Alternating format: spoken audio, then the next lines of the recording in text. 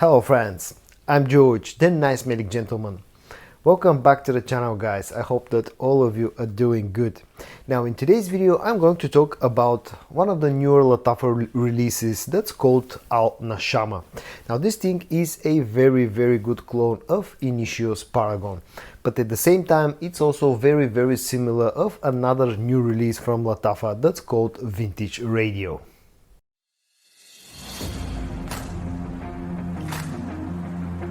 As usual, I'll start this review by taking a quick look at the packaging, the bottle design, the whole presentation of the fragrance.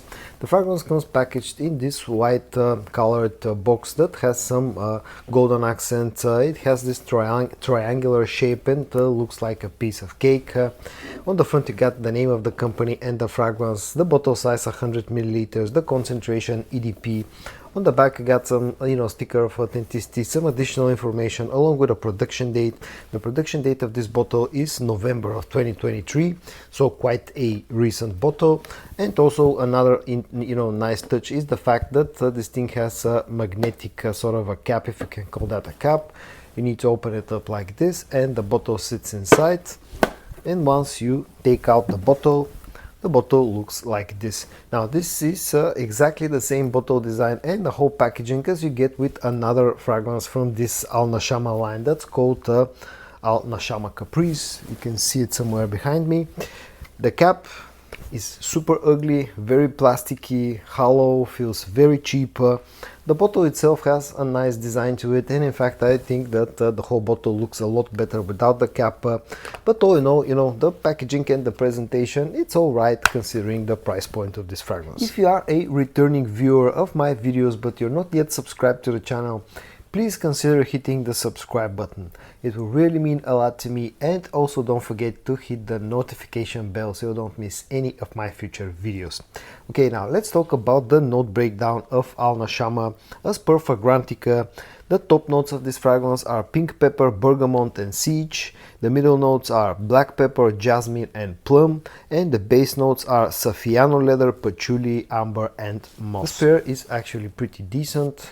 As you can see, has a nice distribution. And now onto the scent of this fragrance. The good thing about it is that you get no alcohol blast, no harshness, nothing. It has a really nice quality, and as soon as you spray this fragrance, you're immediately greeted with a very fresh and very juicy and sweet plum note. That's the dominating note in the opening of this fragrance. There's a hint of sort of a pepperness somewhere in the background that tries to balance out the sweetness of the plum note in the opening of this fragrance. There are some fresh notes, something like bergamot or something citrusy that adds a bit of freshness in the opening of this fragrance. There's a bit of lavender as well that feels kind of creamy, but all in all, the opening is dominated by that sweet juicy plum note. Once this starts to dry down, some of that freshness goes away, some of that spiciness goes away. You still get a touch of spiciness somewhere in the background that again tries to balance out the sweetness of this fragrance. But on the dry down, this thing becomes a little bit sweeter. You start to get the amber that is very prominent on the dry down. The sweet plum note is also there. There are some woods somewhere again in the background supporting the whole scent profile, and maybe a touch of that mossy, that oak moss note. All in all, the scent of this fragrance is really nice, really pleasant, sweet, fresh, and kind of juicy. I really love the plum note in this fragrance. When it comes to how close this thing is to Paragon, this is a very good clone of Paragon. Again, maybe lacks a bit of the quality of the lavender note that the original has. The dry down is a little bit sweeter, not as woody as you get with Paragon, with Initio's fragrance. You're missing on that agar oud note that the original has. This thing is lacking, but all in all, this is a very good clone of Initio's Paragon and will get you super close to the original scent. When it comes to the performance of Al Nashama, I've been getting somewhere around about 7.5 to 8 hours of performance on my skin, with a quite strong projection in the first, let's say, hour and a half. It's quite a loud fragrance, so all in all, the performance is very decent. When it comes to the price tag, now this is still a fragrance that's relatively new to the market. I got it from one of the local online sellers, and I paid roughly about 30 euros to get Al Nashama. So price wise, it's very decently priced considering the very nice scent profile, the decent performance, and all in all, you know, the good and nice packaging that you get in return. When it comes to versatility, again, it's a sweet fragrance that's, in my mind, in my opinion, a little bit more orientated towards the colder months of the year, but can definitely work in warmer weather as well, because it has enough freshness, especially in the opening. The sweetness is not too much, you know, it's not an overly sweet fragrance, and as long as you don't go too heavy on the sprayers, you can wear this one even in the warmer months.